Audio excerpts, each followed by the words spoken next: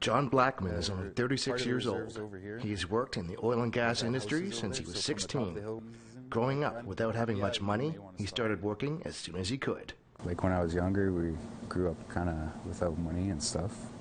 So kind of keep thinking about that every once in a while, especially when I see when we were kids, we used to wish for this and this, and now I don't have to. Like, I just go do whatever, whenever. That can-do attitude is because of oil. The Cold Lake area is sitting on 44 billion barrels of bitumen, second only to Fort McMurray in oil reserves. As a maintenance superintendent, he is making very good money. He says he is planning to retire by 50. The oil industry pays so well, he says his father, a former chief in Buffalo River Dene Nation in Saskatchewan, is now working in the industry. My dad just recently started in the oil field a few years ago, after being chief and counsel for so long. So he retired from that, now he's in the oil field. Actually taught my dad how to be a pipeliner. Dad, we found bullets! Oh, cool! Craig Russell has also done well because of oil. He has a wife, kids, and a nice secluded house in the woods. But now, with the oil crash, the oil isn't flowing, and neither is the cash. Craig spent 15 years working in the oil industry before being laid off in 2014. Well, I did 10 years on the service rigs, and then I operated heavy oil gas for about 5 years. And then in the fall of 2014, I got laid off. Had to jump on the service rigs again, got laid off, and then now at the age of 33, I'm retraining to be a scaffolder. Get up here. Hey, Dad, don't go in front of me.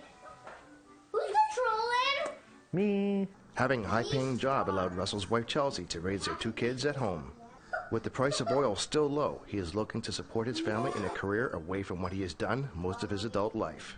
Craig says he's making almost $70,000 less per year in his new position as a scaffolder. All of my friends, actually, with the exception of one guy, we've all taken drastic pay cuts with this downturn in oil prices. But, you know, we're still employed, we're still taking care of our families, and, you know, it's part of life, you know. No one said life was easy, but we're making it work here. Making it work is a tough balance in Cold Lake. There might have been economic gains, but there's been a cost to the land and the environment. Cold Lake alone has had 5 major incidents of bitumen leaking to the surface. 1.5 million liters of bitumen has spilled. Hundreds of birds and animals died. Craig Russell is hopeful that the spills are in the past. Here in Canada, we have some of the highest, most regulated ethical oil in the entire world.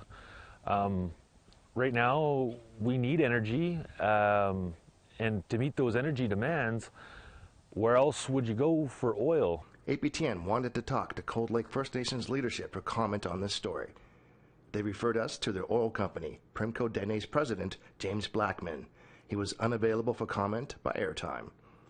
I asked Craig if he would return to working in oil and gas. He said he's getting too old to be on the front lines, but if an opening came up that wasn't as physically demanding, he would take it. I asked John what aspect of the oil and gas industry does he like. Well, it's kept me busy. That's the main thing. Staying away from drugs and alcohol, so it's kept me busy with that. Plus the money that I get out of it. Get to go around, travel the world, and buy the things that I need, help out my family when I need to, friends and family, and when I got spare time, I could just do whatever I need to do, whatever I want to do. You know, it does have its ups and its downs, peaks and valleys, but if you can ride those out and manage your money well, you know, it's a great career to pursue working in the oil and gas industry. Chris Stewart, APTN National News, Cold Lake, Alberta.